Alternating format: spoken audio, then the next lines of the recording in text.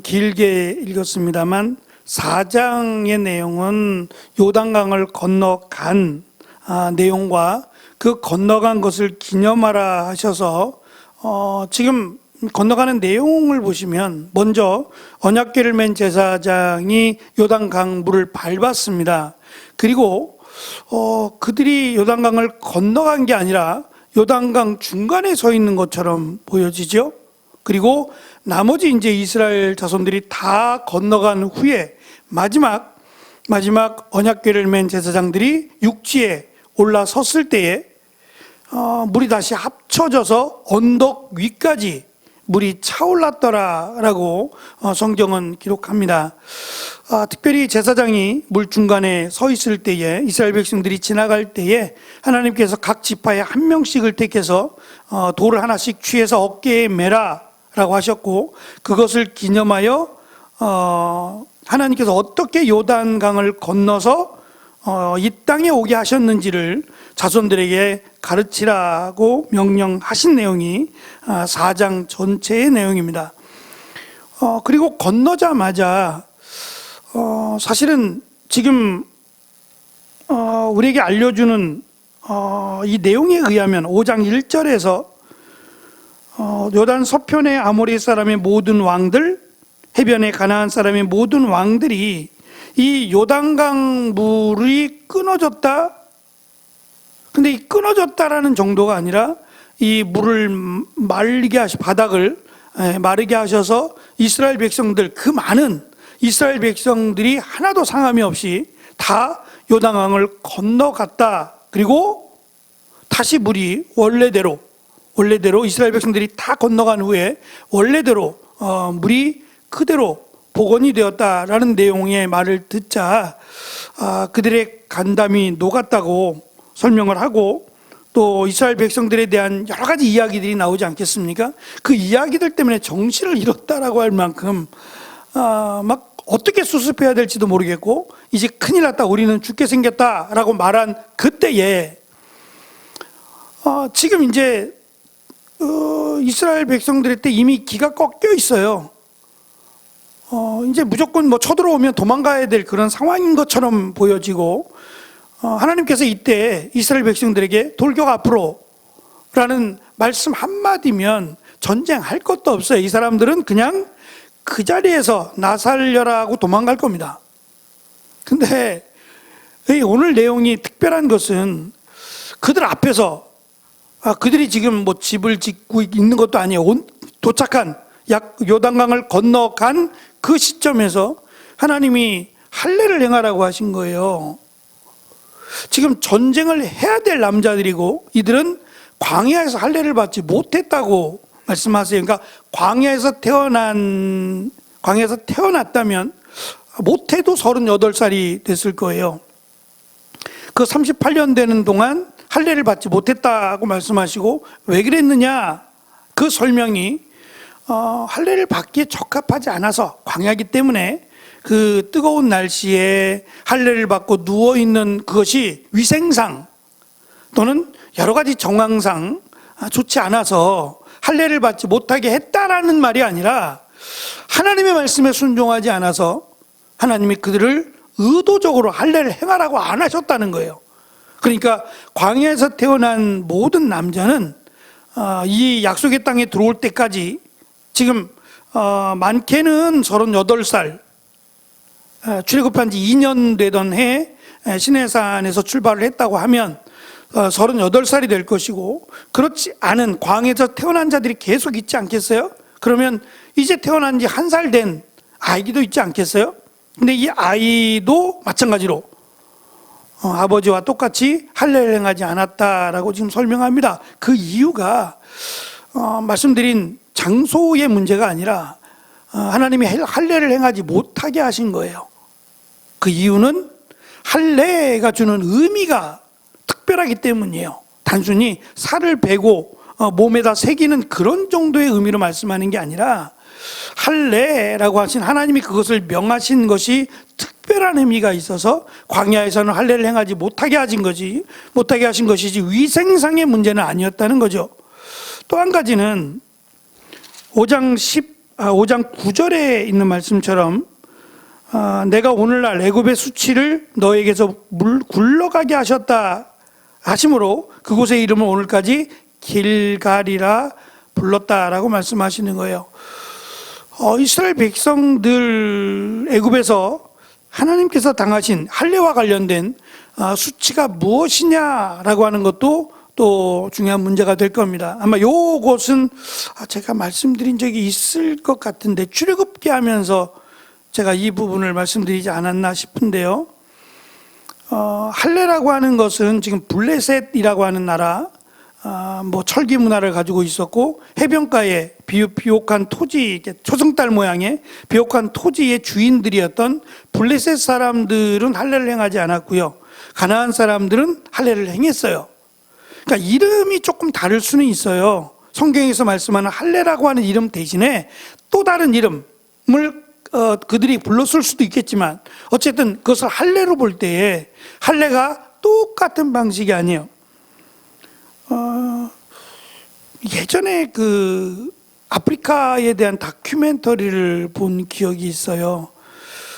그들의 삶, 그러니까 토속 주민들로서의 삶이에요. 막 위생적으로도 참 좀 그런 것 같아요. 위생적으로도 그렇고 뭐 그들의 문화지 이거를 받아들이기에는 도덕적으로도 그렇고 참 어렵다라는 생각이 들 만큼 달라요. 전혀 다른 세계에 살고 있는 사람들인데 어떤 부족은 여자의 목에다가 링을 끼우는 거예요. 그래서 이 링이 많으면 많을수록 그러니까 목이 길어지는 거죠. 완전히 성숙해지기 전에 이 여자아이들에게 링을 끼워서 이 목이 길어지도록 만드는 거예요. 나중에 얼마나 힘들까요? 저는 그 생각했어요. 얘는 분명히 디스크 걸린다.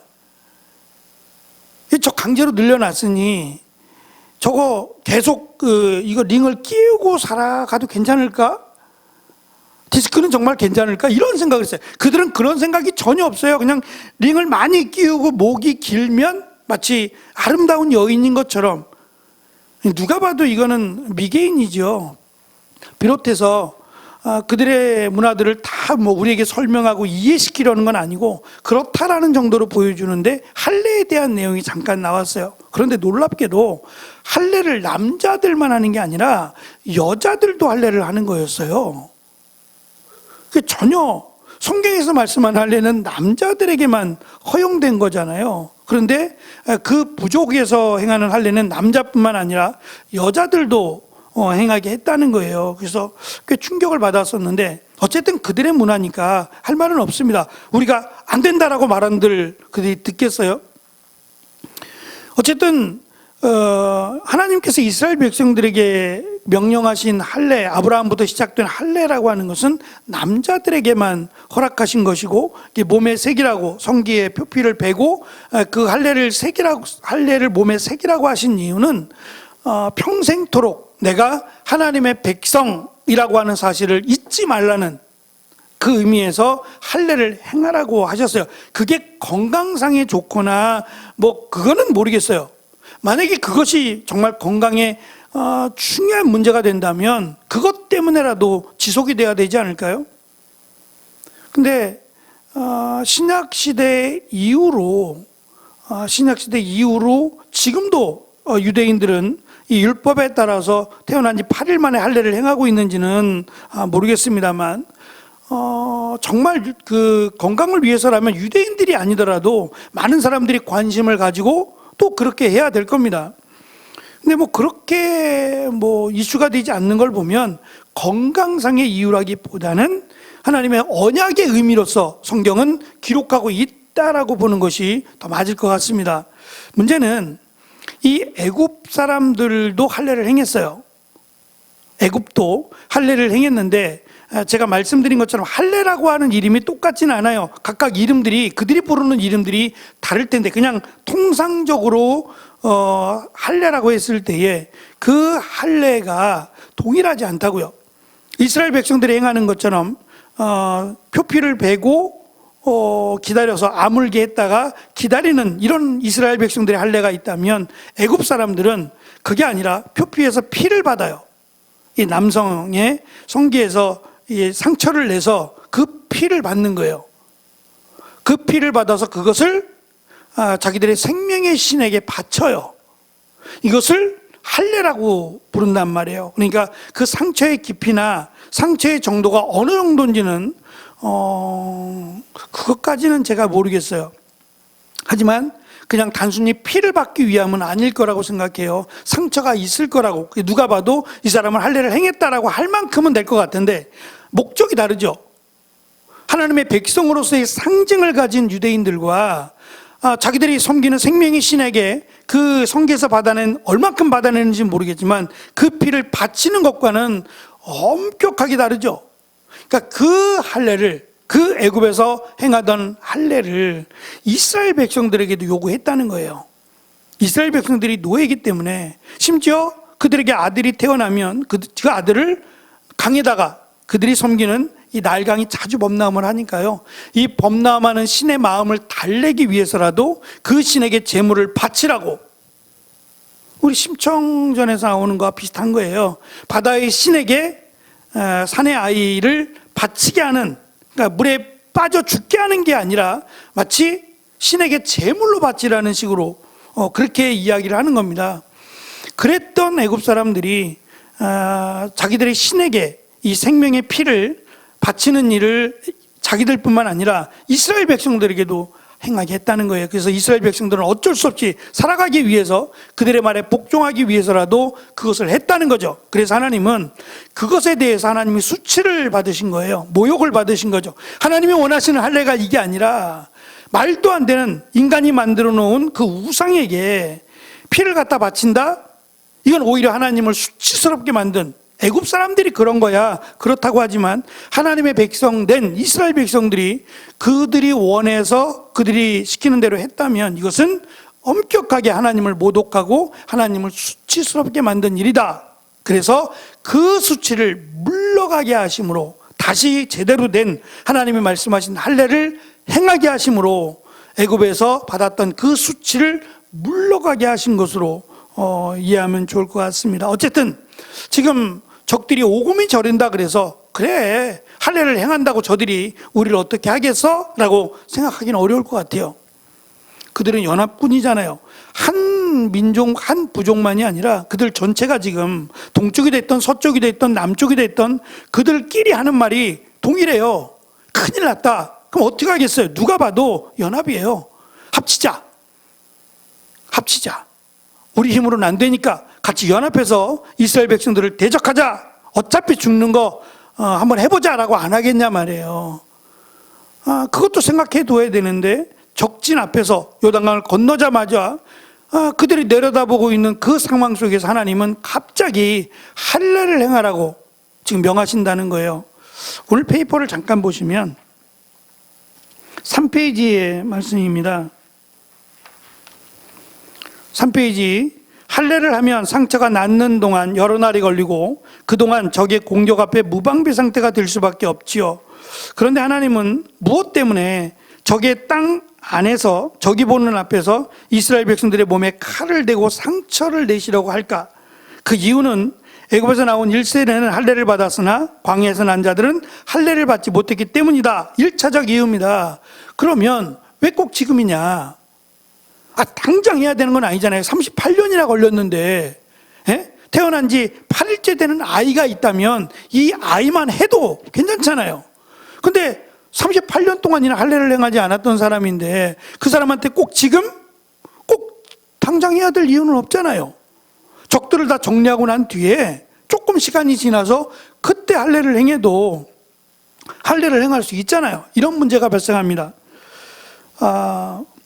먼저 광야의 길에서 할례를 행하지 못하게 하신 이유, 말씀드린 것처럼 광야라고 하는 특성 때문이 아니라 그들이 하나님의 말씀에 순종하지 않으므로, 다시 말하면 하나님의 백성으로서의 모습이 없어요. 그래서 의도적으로 하나님은 할례를 행하지 못하게 하셨고, 지금 이제 온 땅의 주인 되신 하나님께서 이스라엘 백성들을 내 백성으로 삼으시겠다는 거예요. 그것만 생각하면 은혜죠. 지금 적들이 있느냐 없느냐 생각하지 말고 하나님께서 약속의 땅을 주신 것도 은혜지만 이스라엘 백성들을 하나님의 거룩한 백성으로 삼으시려고 하는 그 의식이 지금 할례라고 하는 거예요. 그거 생각하면 그것만 생각하면 은혜죠. 서둘러서 며칠 기다리지 않고 하나님이 바로 요단강을 건너자마자 바로 하나님의 백성으로 삼으신다? 이것처럼 큰 은혜가 어디 있겠어요? 근데 이스라엘 백성들의 눈에서 볼 때, 또 우리의 제3자의 시각에서 볼 때는 왜 꼭 지금 전쟁을 해야 될 남자들이 다 누워 있어야 되고, 지금 글쎄 모르겠어요. 이때 무슨 약을 썼고 어떻게 했는지 모르지만 2, 3일 내에 낫는 건 아니에요. 피부를 뱄잖아요. 2, 3일 안에 그게 다 아물어서 전쟁할 수 있다? 제가 볼 땐 불가능하거든요. 그러면 하루 만에 나을 수 있는 거라면, 아니면 이 정도 가지고는 전쟁할 수 있다고 하면 괜찮아요. 근데 그들이 누군가가 저들이 누워있다, 살펴보니까 저들이 뭔가 수술 같은 걸 하더라, 그래서 꼼짝없이 누워있더라 라고 하는 소문이 그들에게 들려지기만 하면 이건 뭐 그냥 인간적인 생각에서는 100점 100패죠. 질 수밖에 없는 상황이죠. 왜 하나님께서 이렇게 몰아가실까? 결국 그것은 지금 하나님이 가르쳐 주시고자 하는 내용이 뭐냐면, 요단강을 건너가는 방식도 그랬어요. 저나 여러분 같으면 그렇게 하시겠어요? 과연 이스라엘 백성들이 이 범람하는 언덕까지 올라오는 요단강 물을 바라보며 저기를 어떻게 건너가야 할까라고 생각할 때에 이 많은 사람이 건너가려고 한다면, 첫째는 수심이 좀 깊은 곳 찾아보고, 수심이 좀 깊은 곳 아니면 그 폭이 좀 좁은 곳을 택해서 거기다가 돌을 쌓는 거예요. 돌을 쌓든지 아니면 시간이 걸리더라도 다리를 좀 놓든지, 누군가 저쪽으로 건너가서 그쪽에서부터 다리를 쌓고 이쪽에서부터 다리를 쌓아서, 너무 허황된가? 말도 안 되나? 아니면 뭐 돌을 계속 집어 던져서, 그것도 안 되나? 뭔가 좀 될 수 있는 방법들을 찾아보지 않을까 싶어요. 만약에 하나님께서 이렇게 말씀하지 않으셨다면, 근데 전혀 예상치 못한 방법으로 하나님이 이끄시잖아요. 홍해바다 같은 경우는 바다잖아요. 바다고 뭐 경황이 없었어요. 근데 지금은 이스라엘 백성들을 하나님께서 이끌어 오시면서 굉장히 평안한 상태로 여기까지 왔거든요. 마지막 부분에서는 평안한 상태로 왔고, 또 여호수아에게도 놀라지 말고 두려워 말라 하고 위로해 주셨고, 그 상황 속에서 하나님이 언약궤를 맨 제사장들에게 물을 밟으라고 이렇게 말씀하실 줄은 몰랐잖아요. 그러니까 이것도 하나님이 늘 그렇다는 게 아니에요. 늘 그렇다는 게 아니라 하나님이 이렇게 하신 것은 하나님의 생각이고 하나님의 방법이에요. 그러니까 우리도 이렇게 해야 된다, 그 말은 아닙니다. 하나님이 그렇게 말씀하신 것이고 하나님이 그렇게 계획을 세우신 거지, 우리도 이렇게 해야 돼 라고 말하는 건 아니에요. 하지만 하나님이 말씀하신 거라면 그게 불가능해 보여도 순종하라는 얘기잖아요. 그러면 요단강을 건너는 순종 앞에서 두 번째, 할례를 행하라는 순종도 역시 어찌 보면 참 말이 안 되지만 하나님의 말씀이니까, 요단강을 건너게 하신 그 온 땅의 주인 되신 하나님의 말씀이니까 그것도 순종해야 된다라고 하는 면에서, 그러니까 긍정적인 의미에서 보면 하나님이 우리를 서둘러서 하나님의 백성으로 삼으려 하시는구나 라고 하는 것에 대한 감사로 할례를 행해야 된다는 거죠. 4페이지 중간단에 보시면, 중간에 자기 주장을 포기하고 자기 중심에서 헤어져 나오기 위해서는 고통이 있어야 한다. 할례를 행하는 고통이요. 그러기에 생살의 일부를 잘라내는 고통을 느끼게 하므로 하나님에 대한 반역을 제거하고 하나님의 말씀에 순종하는 것이 비록 힘들고 고통스러운 것임을 느끼게 한 것이다. 달리 말하자면 자기 주장을 포기하고 자기 중심성에서 헤어져 나온 사람만이 진정한 의미에서 가나안 땅에 들어가 살 수 있다라는 것을 가르쳐 주기를 원하신다는 거예요. 그러니까 어찌 보면 하나님을 믿는 믿음에는 하나님이 의도적으로 고통이라고 하는 것을 더하여 주신다라는 것도 우리가 생각해 볼 수 있어요. 많은 사람들은 예수 믿으면 축복이라고 생각하니까, 예수 믿으면 복받고 예수 믿으면 모든 문제가 해결되고 마치 만사형통하고 그렇게 해왔어요. 우리가 바라는 건 그런 거죠. 그렇지 않아요? 누가 예수님 믿고 병들길 원해요? 예수님 믿고 잘 되길 원하고 예수님 믿고 축복받기를 원하죠. 또 성경도 그렇게 말씀하니까 그러길 원해요. 그러나 때로는 그렇지 않는다고 할지라도 그것이 하나님이 우리를 향한 심판이나 저주가 아니라는 거죠. 오히려 그들의 믿음을 세워주기 위한 하나님의 또 다른 계획일 수도 있는 거잖아요. 그게 저는 성숙한 믿음이라고 생각해요. 그냥 다른 그 종교들처럼 예수님을 믿기만 하면, 하나님을 믿기만 하면 복 받는다라고 하는 것은 처음 믿을 때, 처음 하나님을 믿게 됐을 때 그렇게 생각할 수 있어요. 그러나 신앙이 자란다는 것은 우리가 하나님을 어떻게 다 이해하겠어요? 아이들을 키우다 보면 다 좋은 엄마, 좋은 아빠죠. 다 좋은 엄마, 좋은 아빠지만 아이들이 무조건 원하는 대로 오냐오냐 해주진 않잖아요. 진짜 사랑하니까, 내 자식이니까 바른 길로 가게 하기 위해서 때로는 혼도 내주고 때로는 매도 들기도 하잖아요. 그것이 사랑이 적어서 그래요? 그렇게 생각하지 않잖아요. 마찬가지로 하나님이 우리를 사랑하시는데, 하나님의 그 사랑은 변함이 없는데 우리가 하나님의 뜻을 깨닫지 못할 때 하나님이 때로는 이러한 고난이나 고통을 통해서도 이스라엘 백성들을 깨닫게 하신 것처럼 그렇게 하신다라는 것을 우리가 이해해야 합니다. 할례를 행하고 여호와께서 내가 오늘 애굽의 수치를 너에게서 떠나게 하셨다라는 의미에서 길갈이라고 부르십니다. 5페이지 보시면 할례를 행한 후에 길갈에 진을 쳤고 정월 10일에 요단강에서 올라온 이스라엘은 4일이 지난 14일에 유월절을 맞이하게 됩니다.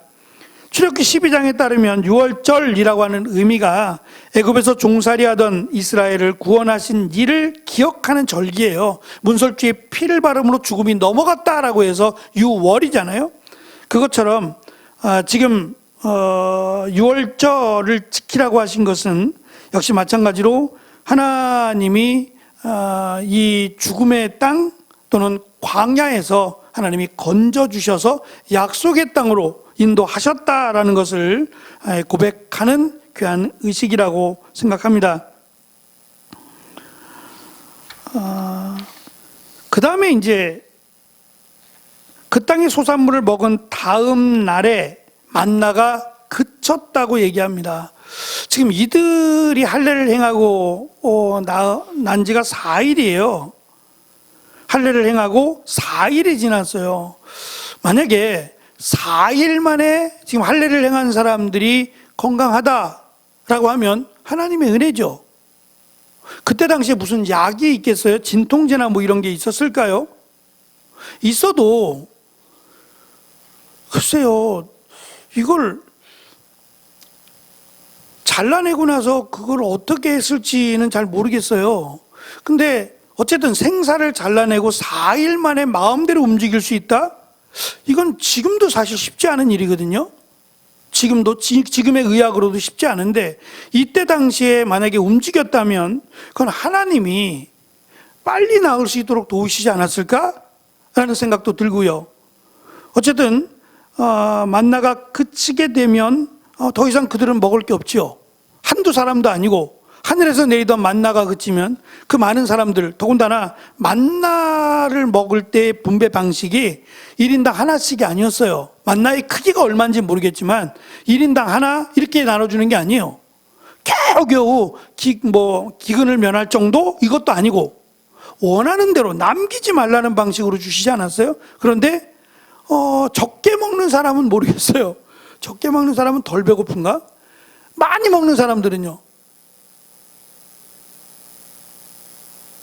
먹는 양이 다르니까 큰 문제가 발생하겠죠. 만나가 동시에 하늘에서 끊어져 버렸어요. 40년 동안 한결같이 매일매일 내리던 만나가 그치게 됩니다.